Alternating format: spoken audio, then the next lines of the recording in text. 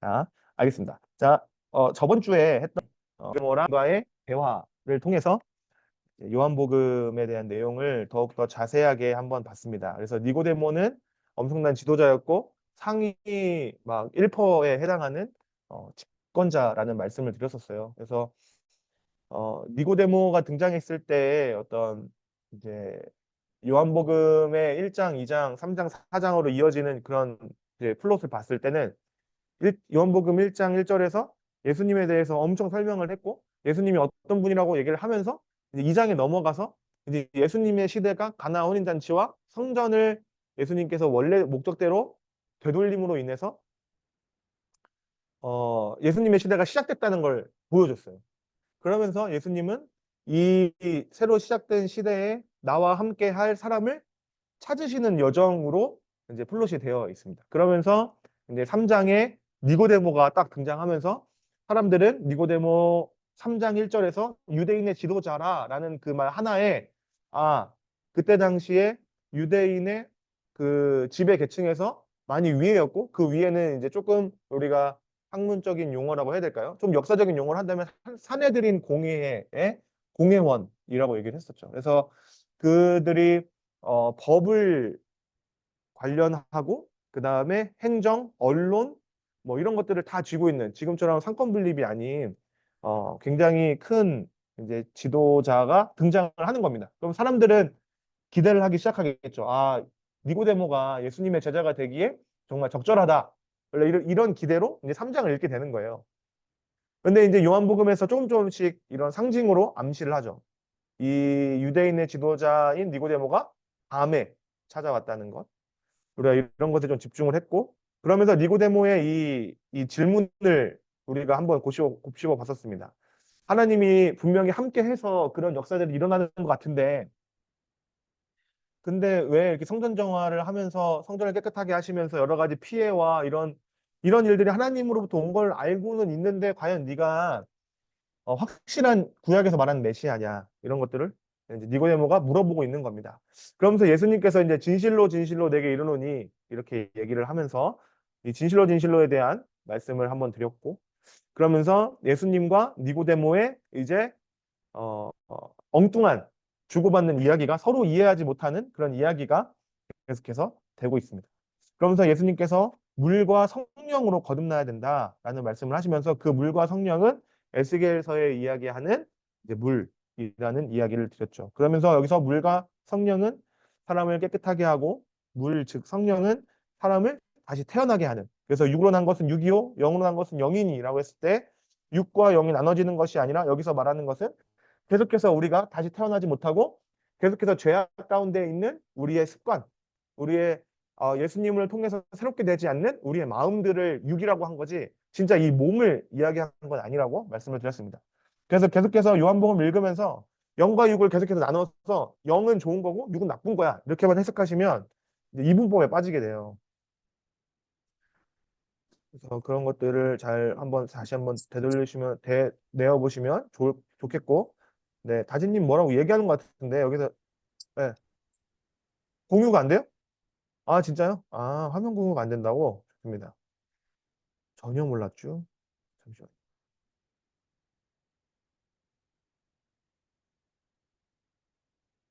빰빰빰빰빰빰빰빰. 감사합니다. 됐죠, 이제? 좋습니다. 그거를 아마 아진님이 말씀하신 건가? 감사합니다. 그래서 이제 진실로 진실로 내게 이르노니 네, 또 얘기한 거 얘기했고요. 그다음에 이제 14절 보면서 3장 14절에서 모세가 광야에 뱀이 든 것 같이 인자도 들려야 하니라라는 이야기를 하면서 민수기를 떠올리면서 이제 그 말씀이 이 14절, 15절, 16절을 이제 주의하는 거죠. 그래서 우리가 3장 16절만 딱 떨어뜨려서 구원의 이제 어떤 메시지로 받았지만 사실 예수님이 얘기한 맥락 안에서는 모세의 사건에서 구리뱀이 들린 그 사건 안에서 이 3장 16절이 더욱더 선명하게 해석이 되고 그 구리뱀의 노뱀 뱀에 물려서 그 구리뱀을 보고 나은 거를 통해서 예수님은 말씀하시고 싶은 거예요. 이 16절과 또 제가 진짜 좋아하는 17절. 하나님이 그 아들을 세상에 보내신 것은 그 노뱀을 그 뱀에 초점이 있는 게 아니라 그 들려진 그 노뱀에 초점이 있는 거야. 그 노뱀으로 너희를 심판하려고 그 노뱀을 보낸 이유는 심판하려고 한 게 아니라 그걸로 말미암아 너희를 살리려고 하는 거야. 라는 것을 예수님이 이야기를 해주고 있습니다. 그러면서 예수님이 진짜 죄는 무엇이냐면 지금 예수 그리스도가 있는데 빛이 있는데도 자기 행위를 사랑하는 거. 예수님 안에서 성령을 통해서 새롭게 되지 않고 계속해서 나의 어떤 욕구와 욕망과 나의 마음과 나의 생각대로만 살려고 하는 것. 즉, 이기심을 중심으로 내 인생을 계속해서 살아가는 것. 그게 진짜 죄다. 어둠을 너희는 사랑하고 있다. 이제 이것에 대해서 예수님이 아주 강하게 말씀을 하시죠. 그러면서 3장이 이제 뒤에 그 세례 요한의 이야기가 반복되면서 끝나고 4장으로 넘어가게 됩니다. 그래서 이제 4장을 함께 읽어볼 텐데요. 사장이 이 사장의 사마리아 여인 이야기가 42절까지 계속돼요. 그래서 굉장히 긴 구절인데 그래도 우리가 이 시간을 통해서 성경을 한번 읽자라는 의미에서 우리 번갈아 가면서 읽도록 하겠습니다. 제가 먼저 읽겠습니다. 예수께서 제자를 삼고 세례를 베푸신 것은 요한보다 많다 하신 말을 바리새인들이 들은 줄을 주께서 아신지라.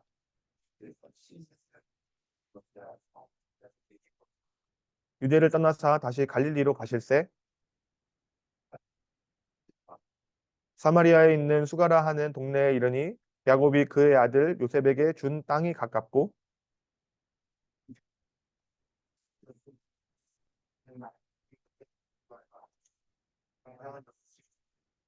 사마리아 여자 한 사람이 물을 기르러 왔음에 예수께서 물을 좀 달라 하시니 사마리아 여자가 이르되 당신은 유대인으로서 어찌하여 사마리아 여자인 나에게 물을 달라 하나이까 하니 이는 유대인이 사마리아인과 상종하지 아니함이러라.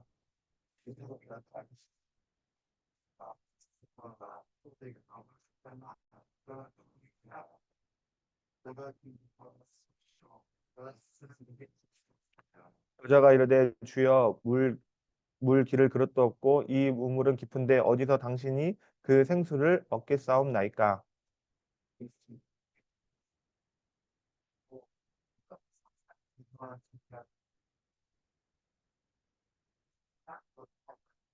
예수께서 대답하여 이르시되 이 물을 마시는 자마다 다시 목마르려니와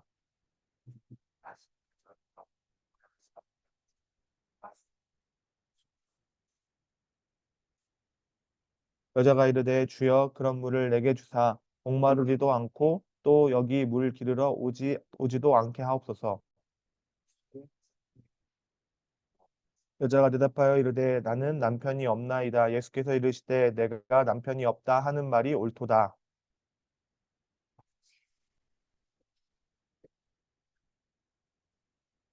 여자가 이르되 주여 내가 보니 선지자로소이다.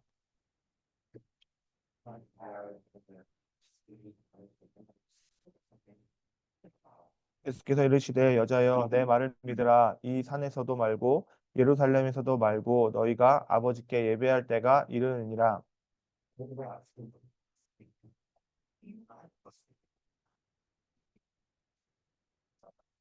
아버지께서 참되게 예배하는 자들은 영과 진리로 예배할 때가 오나니 곧 이때라. 아버지께서는 자기에게 이렇게 예배하는 자들을 찾으시느니라.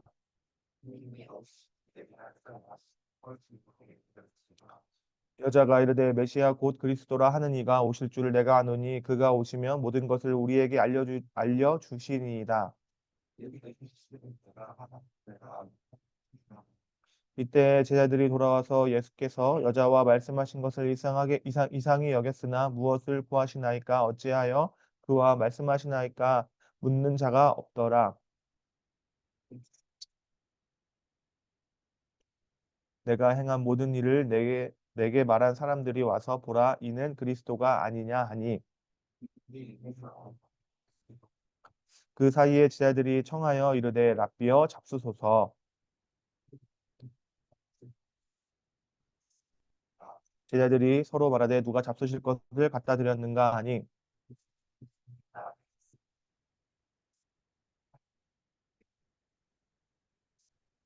너희는 넉 달이 지나야 추수할 때가 이르겠다 하지 아니하겠느냐. 그러나 나는 너희에게 이르노니 너희 눈을 들어 밭을 보라 희어져 추수하게 되었도다.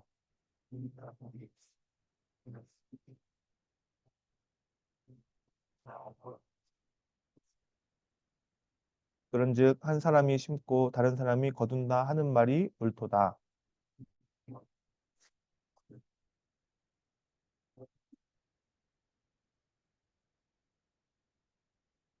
여자의 말이 내가 행한 모든 것을 그가 내게 말하였다 증언하였으므로 그 동네 중에 많은 사마리아인이 예수를 믿은지라.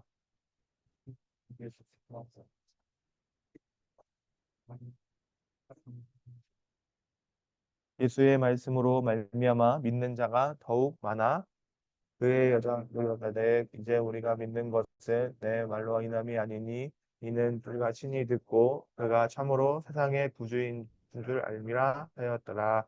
아멘. 네, 감사합니다.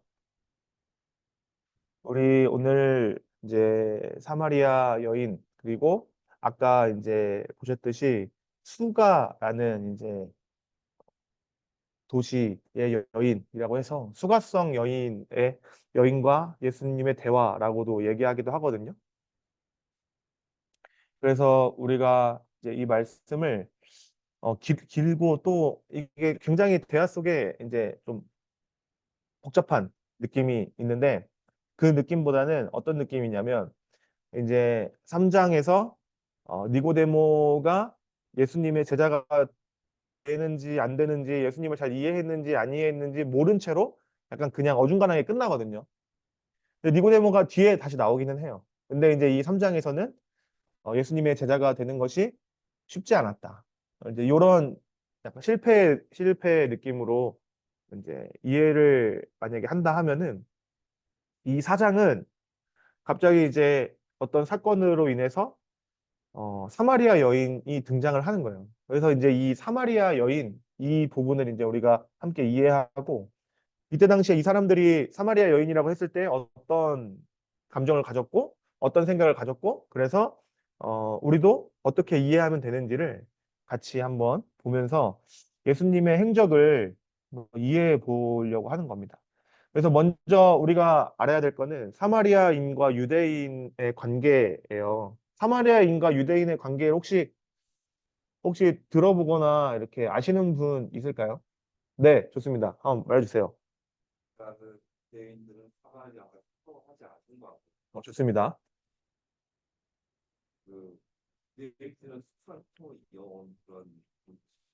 네. 음, 음, 네.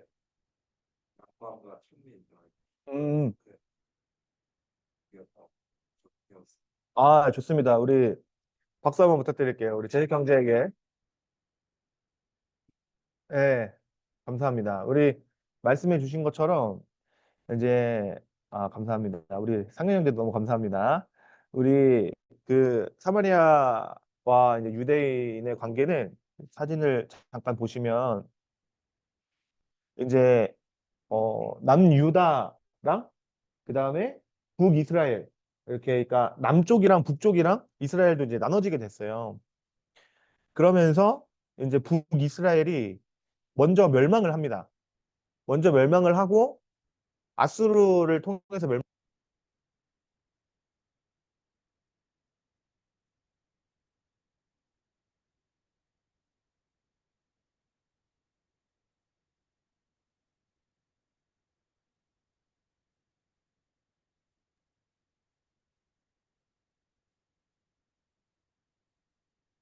들려요. 소리가 안 들려요.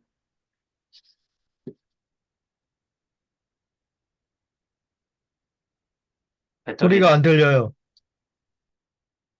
아, 좋습니다. 지금 들리시나요? 네.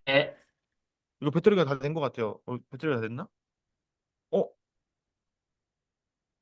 깜빡이는데. 위기다. 오늘 위기네. 오늘, 오늘 위기네. 오늘, 오늘 위기네. 아, 오늘, 잠깐만. 노트북 마이크로 대는 해볼게요. 잠겨야 되는데. 마이크가. 다음 주에 한 번 더 해요.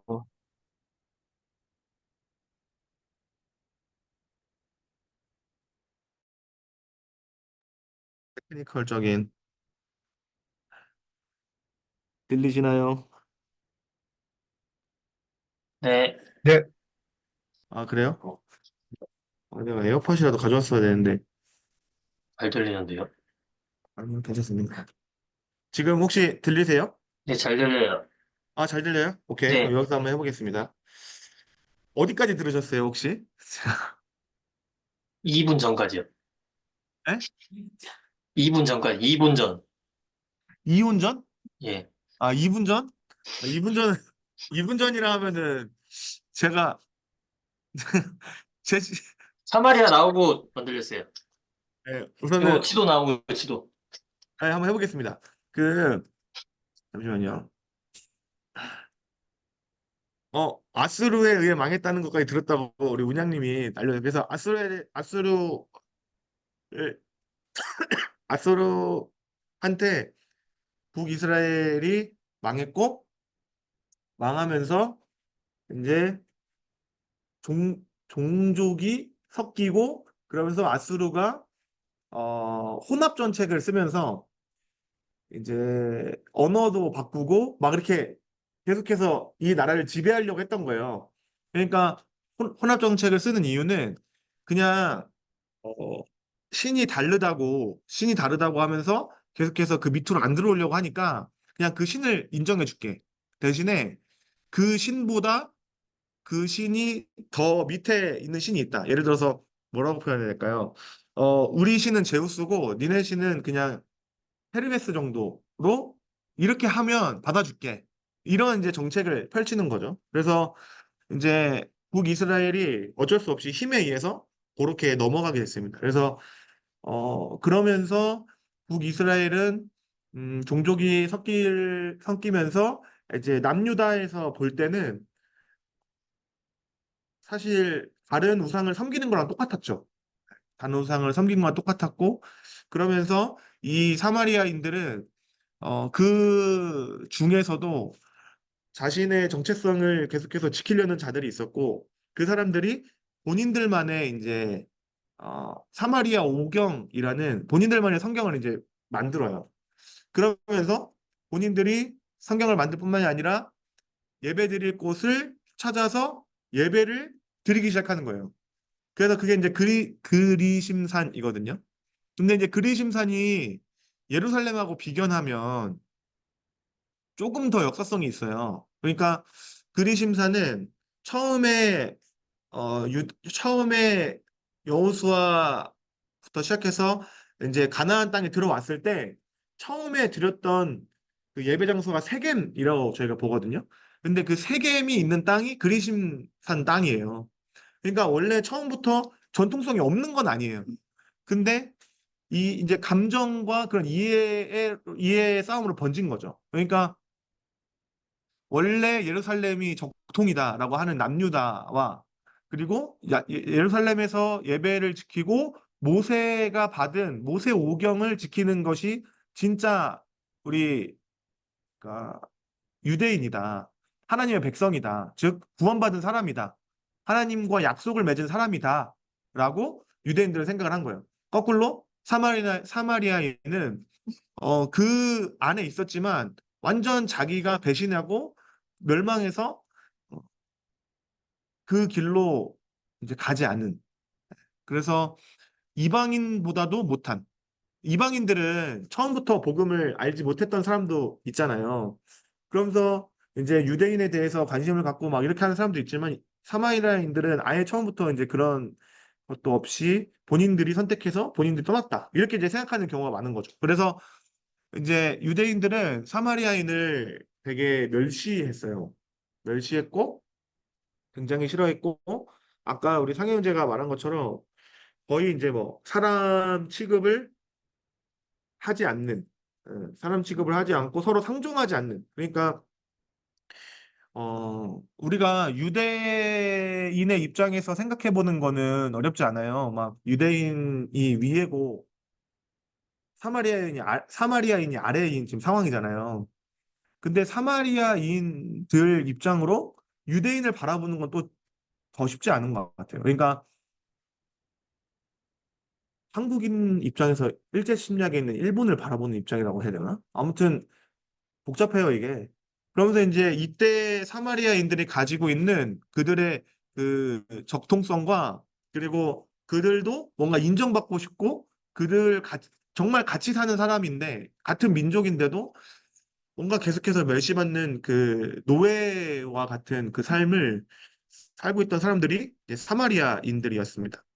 그래서 지금 제가 이제 준비한 두 번째 이제 그림은 유대에서 이제 우리 예수님이 원래 가나에 있다가 예루살렘에서 이제 성전을 막 이렇게 하셨잖아요.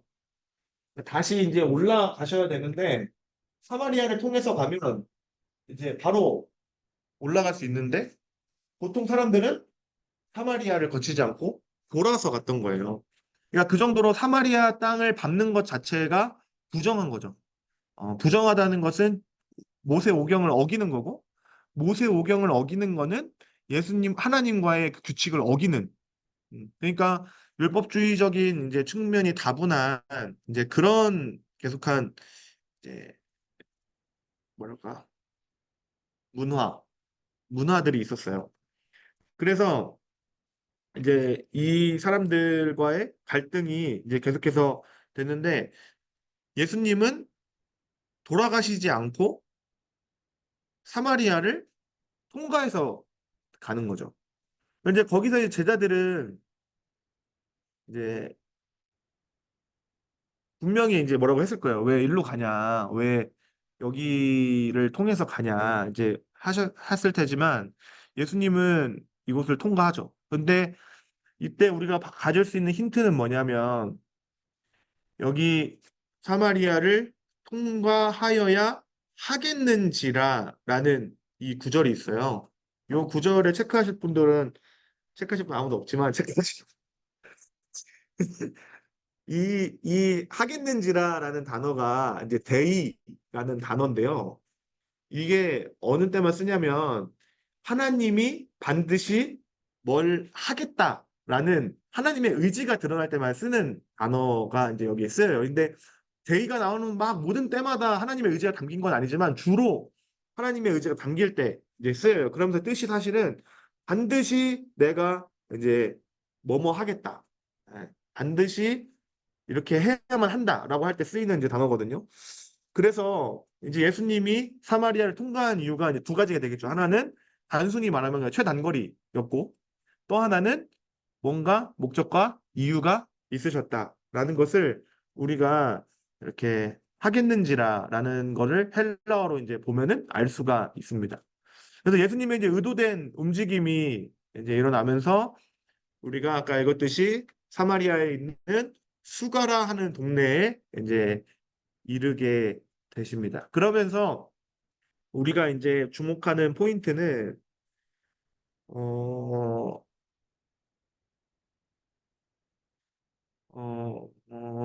이런 거죠. 보세요.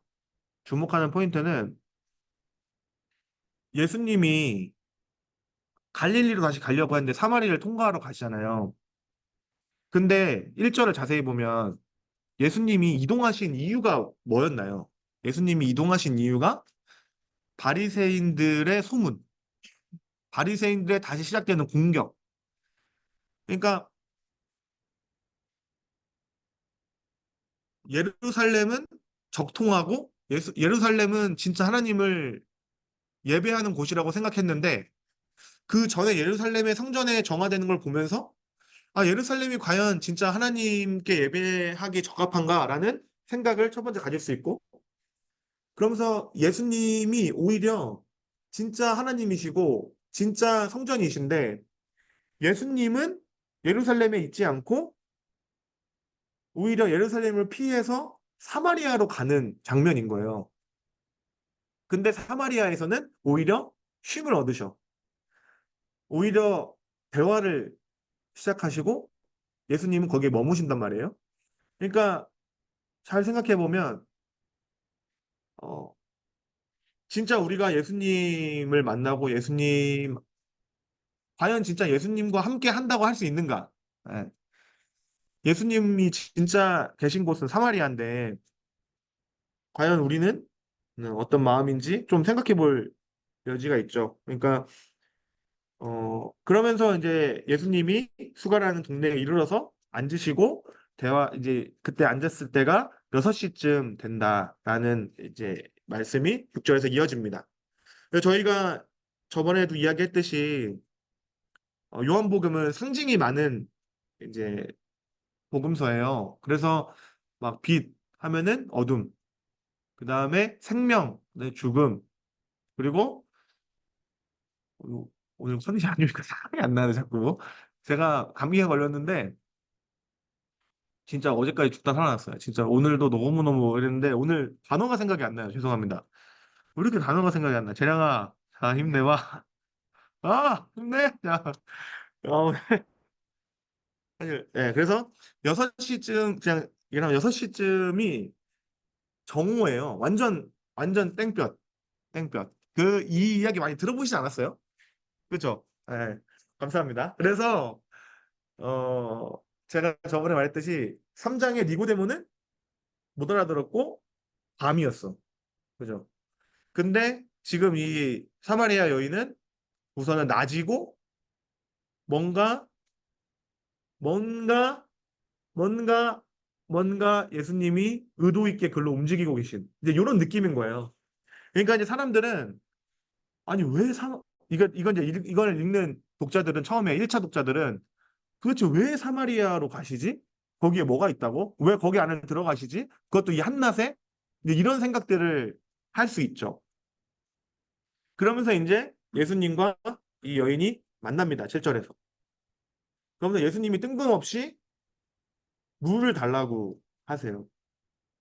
그래서 이제 이거에 대한 해석이 진짜 많아요, 사실. 근데 우리는 오늘 좀 이렇게 한쪽으로 몰아서 얘기를 하려고 해요. 어쨌든 그러면서 제자들은 먹을 것을 사러 따라가 있고 예수님과 그 여인만 그 우물 앞에 있는 그림이 이제 펼쳐지는 겁니다.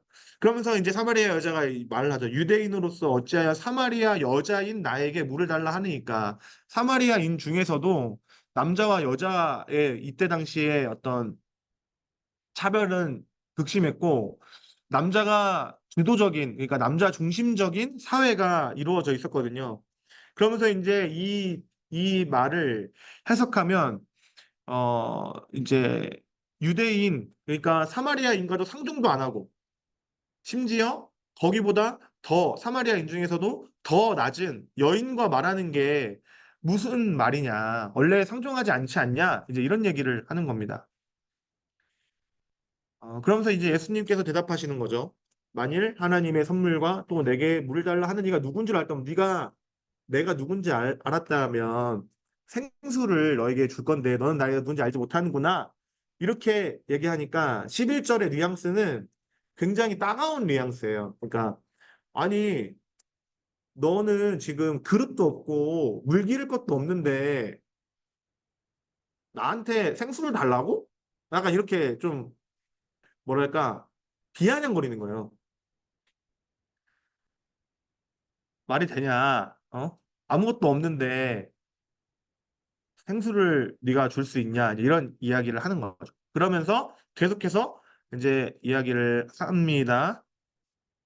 사마리아인들 유대인 엄청 싫어했죠. 네. 근데 그 안에서 계속해서 갈망이 있었다는 이야기가 많이 있어요. 어쨌든 그러면서 이제 우리가 자기들의 그래서 야곱보다 더 크냐라는 이제 이야기를 어, 예수님한테 합니다. 그러니까 이 우물이 야곱이 처음에 이제 파고 야곱이 준 우물인데 네가 생수를 주겠다라는 거는 우리가 계속해서 여기서 한 이 야곱의 우물보다 더 좋은 우물을 나에게 줄 수 있다라는 말이야? 이렇게 이제 물어본 거죠. 예수님은 또 다른 얘기를 하면서 계속해서 실패를 이제 이 대화가 계속해서 실패를 하고 있는 거예요. 처음에 이 부분에서는. 그러면서 이제 어, 예수님이 직격탄을 날리죠. 예수님이 너에게 남편 다섯이 있고 지금 있는 자도 내 남편이 아니니 내 말이 참되도다. 이렇게 이제 예수님이 갑자기 삶 안으로 쑥 들어가는 이야기를 하십니다. 그러니까 이제 사마리아 여인이 여자가 이르되 주여 보소서 선지자로소이다라고 얘기를 하면서 이제 변화가 일어나죠. 그러니까 요 부분을 우리가 음, 보면은 처음에 처음에 사마리아 여인이 예수님한테는 유대인이라고 불렀어요. 예, 유대인. 근데 요때는 예수님한테 뭐라고 불러요? 선지자. 예. 한 단계 정도 이렇게 올라간 걸 볼 수 있죠. 그러니까 대화를 통해서 이 사마리아 여인이 처음에는 굉장히 띠껍고 이제 네가 야곱보다 크냐 이렇게 했지만 이 대화를 통해서 사마리아 여인이 분명한 것은 예수님에 대한 인식이 변하고 있다는 거예요. 여기서 우리가 포인트를 잡으면 예수님과 교제한다라는 거는 계속해서 내가 예수님이 정말 누구인지를 알아간다라는 게 되고 이걸 포인트로 잡았을 때 신앙생활을 하면 할수록 예수님에 대해서 정말 더 깊게 알아가는 것이 신앙생활이라고 할 수 있죠. 그러니까 사마리아 여인이 만약에 지금 우리가 생각하는 예수님이 원하는 제자의 한 모델이라고 한다면 우리의 신앙생활이 예수님의 제자라고 했을 때 이런 신앙생활을 해야 되는 거예요. 말씀을 읽으면서 내가 생각했고 내가 있었던 그런 인지들과 마음들이 변화하는 신앙이 이제 바른 신앙이라고 할 수 있겠죠. 어, 아무튼 그렇습니다. 그래서 계속해서 이제 요 부분을 이제 보면은 그러면서 남편 다섯이 있다라고 했을 때 여러 가지 네, 여러 가지라고 할 수 있죠. 네. 음, 음,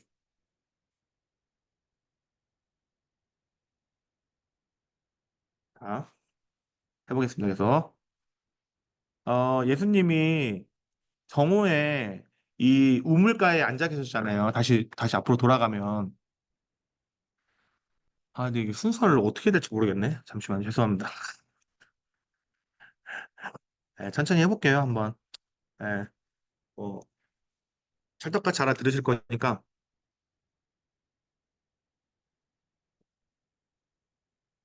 제가 이제 뭘 설명하고 싶냐면, 이 상황을 되게 더 깊게 설명을 해드리고 싶어요.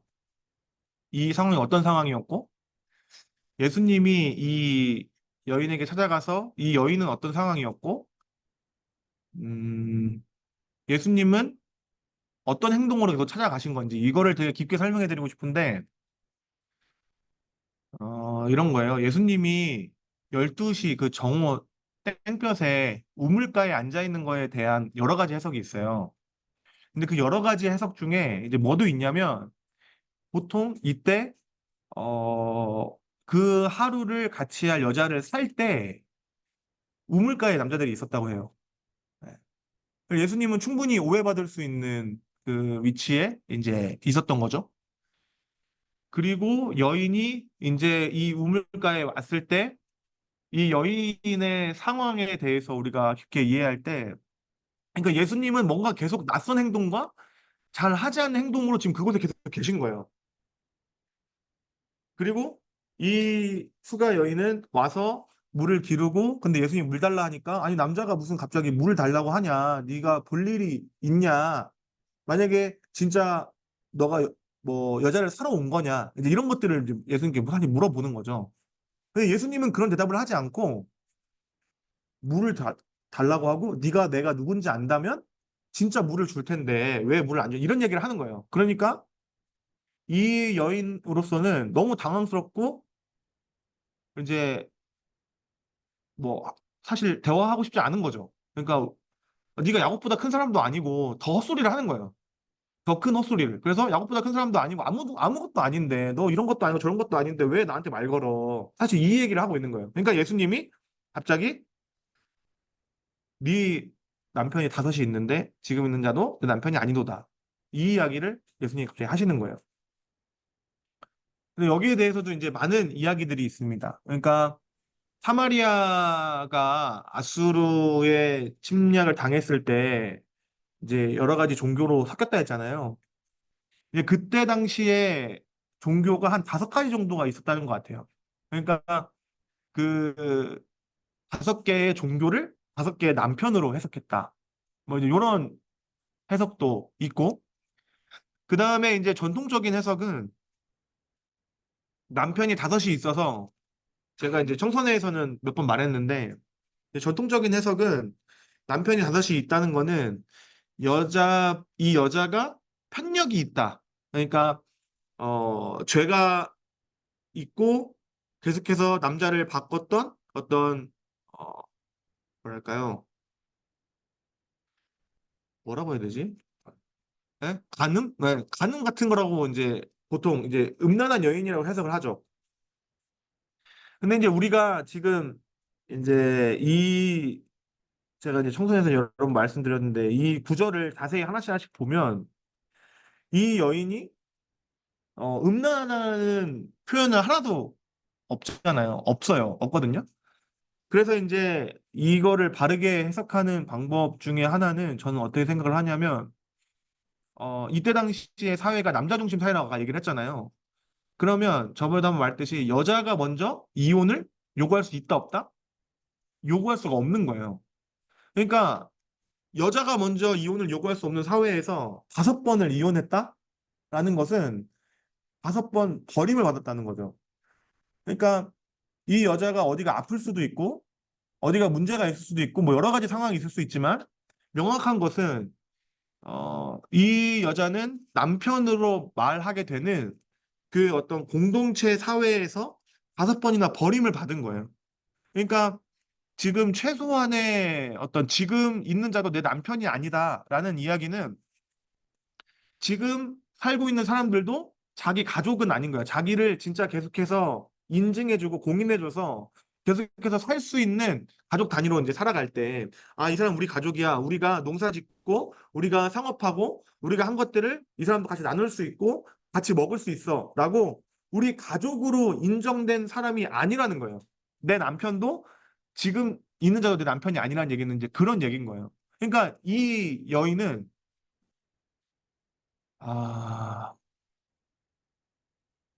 참으로 참으로 고아 같은 인생이죠. 그러니까 유대인도 아니고 어? 사마리아인 차별을 태어날 때부터 차별을 받는 사람이었고 그리고 사람 존재의 인정을 못 받는 이제 계급으로 태어나서 거기서 심지어 여인이고 근데 하나의 여인으로 태어나서 이때 당시 운 좋아서 뭐 금수저 이런 것처럼 가족들 잘 만나가지고 그냥 사마리아의 여인에서 쭉 살아간 삶의 인생이 아니라 5번이나 가족한테 버림을 받은 인생이었던 거예요. 그러니까 이제 이 인생이 어 뭐랄까요? 비참한 인생이죠, 사실. 그러니까 이제 이런 거를 이때 당시에 독자들은 어느 정도 이해를 했을 거라고요. 그러면서 예수님을 근데 이런 여인이 첫 번째 선지자라고 알아보는 거예요. 어 그러면서 이 이 예수님이 선지자 아니 이 여인이 선지자다라고 얘기를 하면서 그 다음에 이제 말을 꺼내는 것이 무엇이냐면 이 여인 안에 있는 깊은 갈망을 조금 꺼내는 거예요. 우리 조상들은 이 산에서 예배하였는데 이 산이 이제 그리심 산이겠죠. 당신들의 말은 예배할 곳이 예루살렘에 있다 하더이다. 그러니까 진짜 예배할 곳이 어디냐? 네가 선지자니까 나한테 말을 해줘 봐라. 우리 계속 여기서 예배해도 되냐? 아니면 예루살렘만 예배하는 장소냐? 어디가 맞냐? 이 이야기를 하는 거예요. 그러면서 이 여인은 어디서 예배하는 예배가 진짜냐를 물어보는 거죠.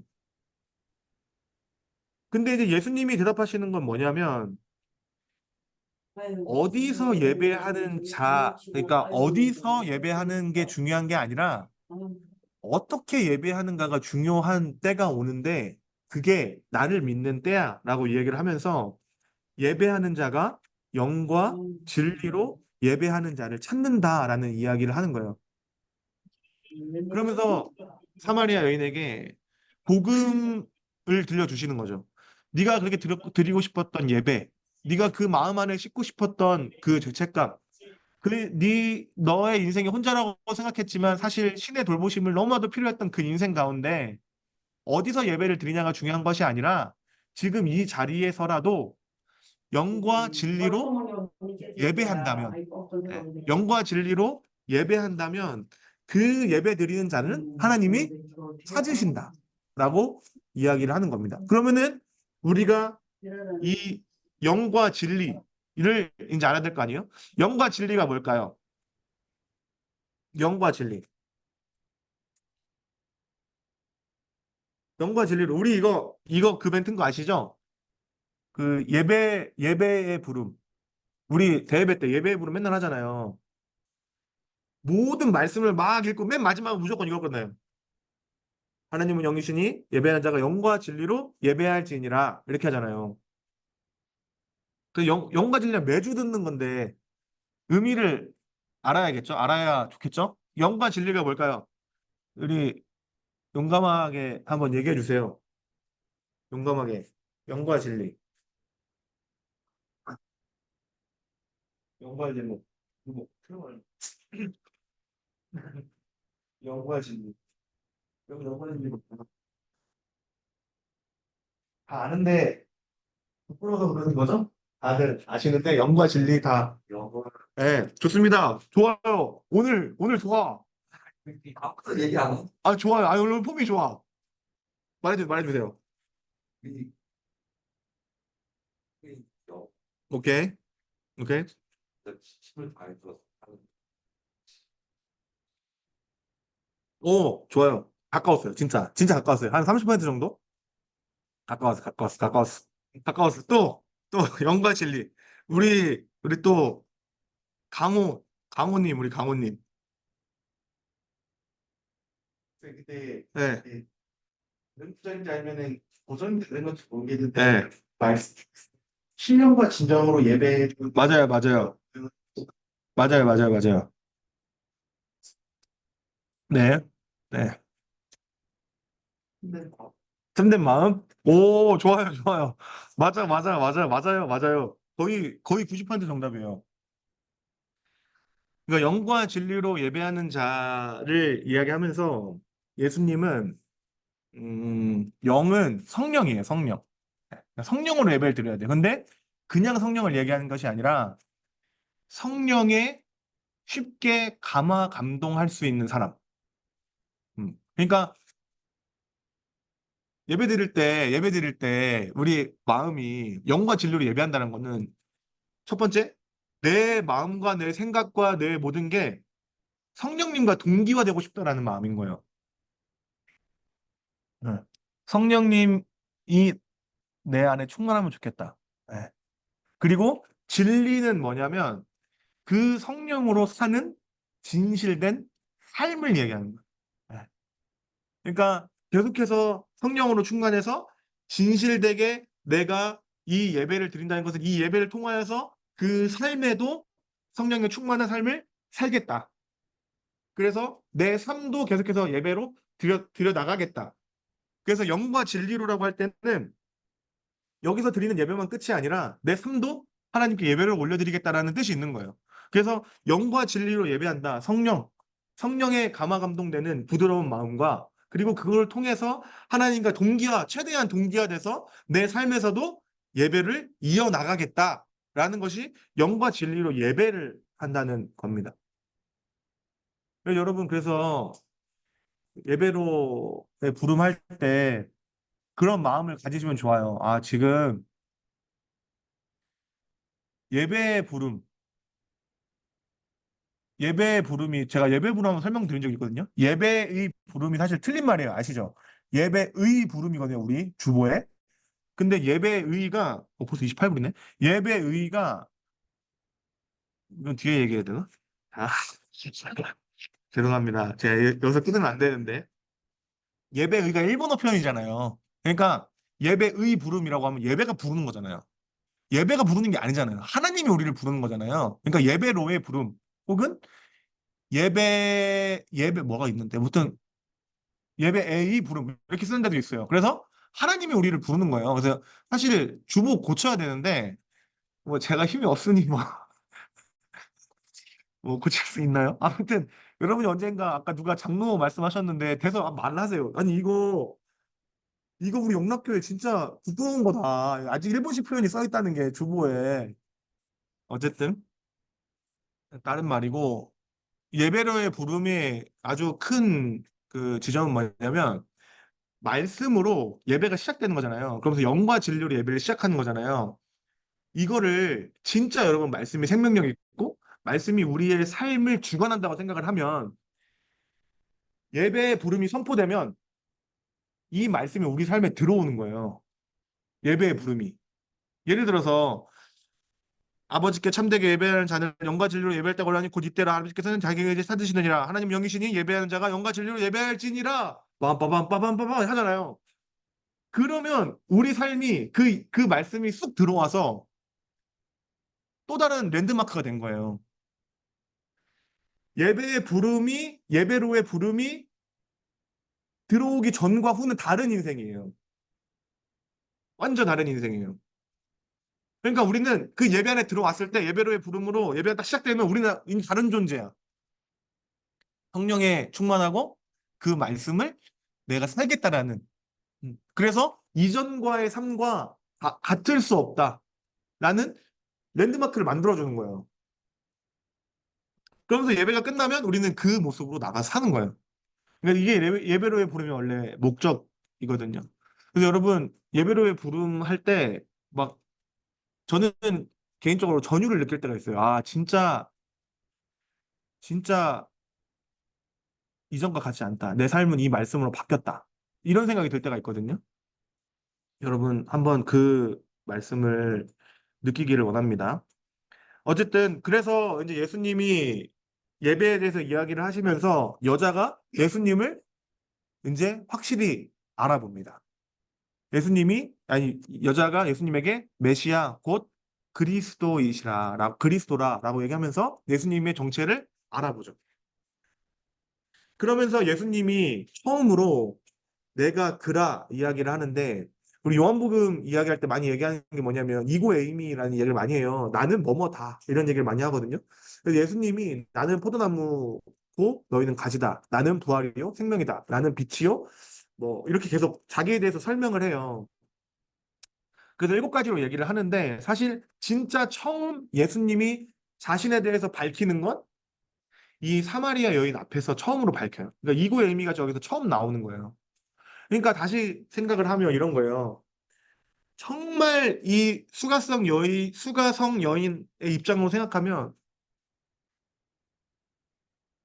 정말 비루한 인생이잖아요. 아무것도 없는 인생이잖아요. 아무것도 없는 인생. 여기서 나오는 재산은 뭐냐면 물동이에요. 이 여인의 재산은 물동이 하나밖에 없는 그런 인생이었던 거죠. 근데 어느 날 정말 우리가 전통적으로 해석하듯이 사람들 눈 피해서 정오에 가장 뜨거운 날 우물에 와서 물을 길러 왔는데 그것도 눈치 보면서 왔는데 유대인 남자가 자기한테 말을 걸고 그래서 그 대화를 쳐내려고 노력을 했지만 그 대화를 쳐내지 못했는데 자신의 인생을 정말 깊게 이해하고 그 인생에 대해서 해결해 줄 수 있다고 얘기하는 분을 갑자기 만난 거예요. 어느 날 갑자기.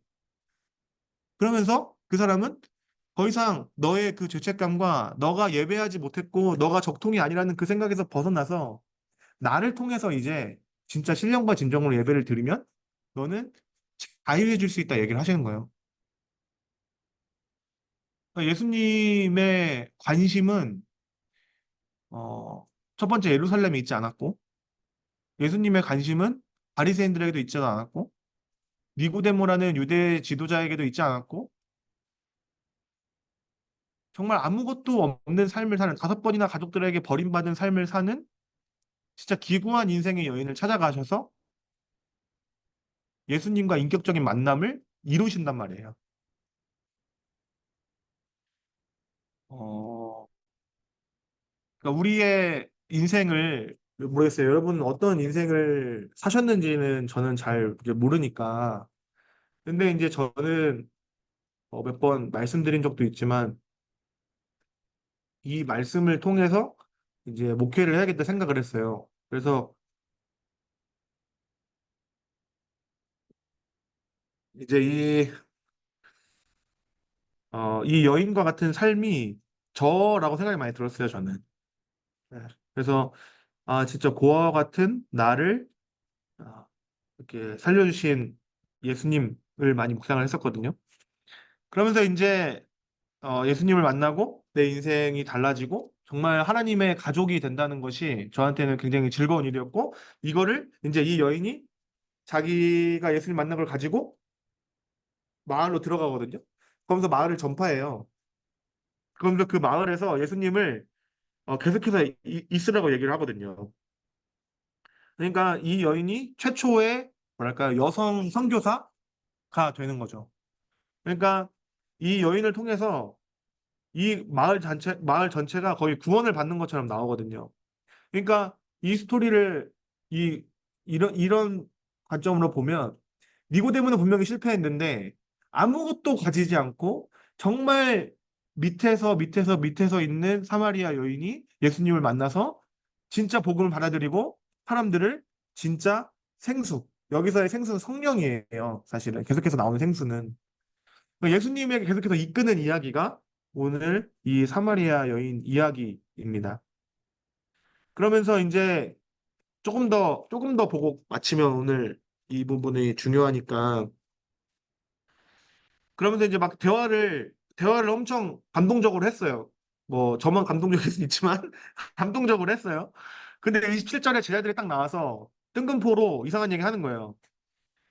이제 제자들이 볼 때는 이제 기존에 있는 사마리아 여인을 보는 그 눈으로 봤겠죠. 그러면서 막 이상하게 여긴다 하면서 예수님한테 이제 어 예수님을 이상하게 보고 있고 그 사건에 대해서 물어보는 자가 없었어요. 근데 이 여자는 물동이 아까 말씀드렸듯이 자기 전 재산을 버리고 국내로 들어가서 사람들에게 전합니다. 그러면서 이 여인은 보세요. 보라 이는 그리스도가 아니냐라고 하면서 예수님이 다시 한번 그리스도인 걸 얘기해요. 근데 제자들은 예수님을 뭐라고 불러요? 랍비라고 불러요. 그러니까 이 여인은 예수님을 이해했어요. 예수님이 이제 진짜 메시아구나 알았어요. 근데 제자들은 아직도 선생님 그냥 이렇게 부르는 거예요. 처음에 뭐랄까요?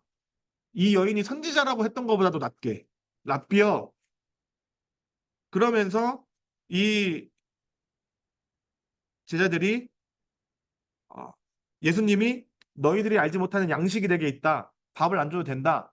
이런 얘기를 하니까 누가 먹을 걸 갖다 줬나? 그러니까 이게 엄청 꽁트 같은 거예요, 이게. 그러니까 예수님은 나 이미 먹었어. 야, 누가 갖다 줬어? 약간 이런 느낌인데, 그러면서 예수님은 사실 말하는 양식이 뭐냐면, 영적인 양식이 이루어지고, 영적인 양식을 내가 이미 먹어서 배부르다는 얘기를 하시는 거죠. 근데 제자들은 그것을 보지 못하고, 야, 누가 예수님 먹을 거 갖다 줬어? 약간 이렇게 하고 있는 거예요. 그러면서 이제 예수님이 딱 말씀을 하시는 거죠. 추수할 때가 이르렀고 그 이제 복음을 믿고 복음을 받는 사람들이 많은데 사람이 심고 거둔다 함이 옳다라고 이야기를 이제 하면서 제자들의 우매함을 보여주면서 이제 이야기를 하고 있습니다. 그러면서 이제 이 요한복음 4장이 끝마무리가 되면서 묻는 것은 무엇이냐면 진짜 예수님의 제자가 누구냐라는 거예요. 그리고 진짜 예수님의 제자는 누가 될 수 있냐를 물어보는 거예요. 진짜 예수님의 제자는 첫 번째, 예수님을 메시아, 구주로 영접하는 사람이고, 두 번째, 예수님, 예수님에게 신령과 진정으로 예배하는 자죠. 네. 그리고 여기서 말하는 예수님의 어떤 제자의 어떤 조건은 아무런 조건이 필요하지 않다? 필요하지 않다.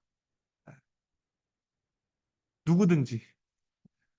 예수님 안에서는 평등하고 자유하고 누구든지 예수님 안에서는 아, 정말 나다워질 수 있다.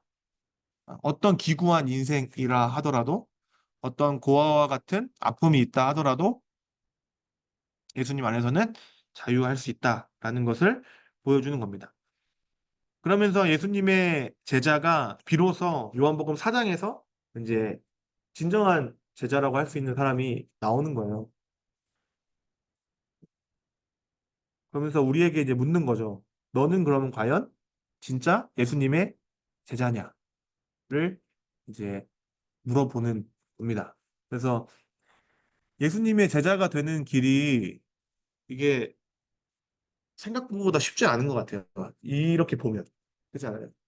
매주 신령과 진정으로 예배를 드려야 돼. 제가 고백을 하면 제가 이번 주에 좀 졸았거든요.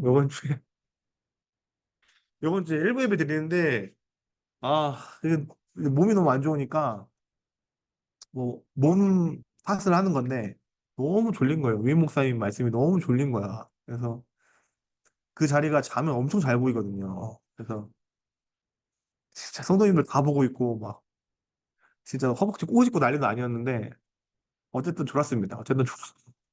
그러니까 우리의 모습이 진짜 예수님 믿는다고 하면서 진짜 이 사마리아 여인만큼의 어떤 갈급함과 또 예수님을 만나고자 하는 마음이 과연 우리 안에 지금 있는가? 그리고 계속해서 예수님과 대화를 통해서 나를 수정해 나가고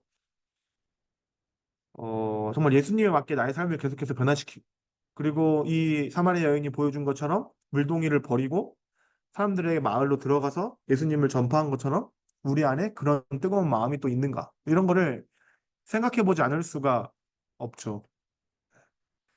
또 이렇게 생각할 수도 있어요. 이거 몇 번 읽었으니까 어, 언젠가 그런 마음이 생기겠지. 목사님 너무 푸시하지 마시고 언젠가 그런 마음 생기니 요번에는 내가 사정이 있으니까 요번에는 넘기겠습니다. 물론 그럴 수도 있죠. 저도 요번 주 졸았으니까. 그래서 저도 할 말이 없는데 이제 말씀드리고 싶은 거는 어, 진짜 예수님을 닮아가려고 노력하는 것, 그러니까 예수님과 하나가 되려고 하는 것을 여러분 신앙의 목표로 삼으시고 그게 평생 동력이 될 수 있거든요. 예수님을 닮고 싶다. 이 마음. 이게 꺼지면 신앙생활이 꼬이는 거예요. 한마디로. 네. 예수님 닮고 싶다. 이 마음이 그래서 예수님 믿는 사람들은 막 80살, 90살 돼도 아직까지 막 마음의 열정이 있는 건 뭐냐면 예수님 아직 못 닮았잖아. 더 닮고 싶다. 라는 그 마음으로 사실 열정이 타올라야 되는 거거든요. 어, 그래서 여러분 정말 진정한 예수님의 제자가 되기를 간절하게 네, 바랍니다. 저부터 우선 잘할게요. 그래서 오늘 나눔은 오늘 할 거 다 했나? 네, 오늘 나눔은 요한복음 4장을 통해 새롭게 깨달은 것은 무엇인가요? 그리고 진짜 참된 제자는 어떤 분인지 여러분이 또 나눠주시고 또 이제 오늘이 요한복음 종강이에요. 믿겨지지 않으시겠지만 요한복음 종강인데 요한복음을 들으면서 전체적으로 어떤 느낌이 드셨는지 예, 이런 것들 좀 나눠주시면 좋겠습니다.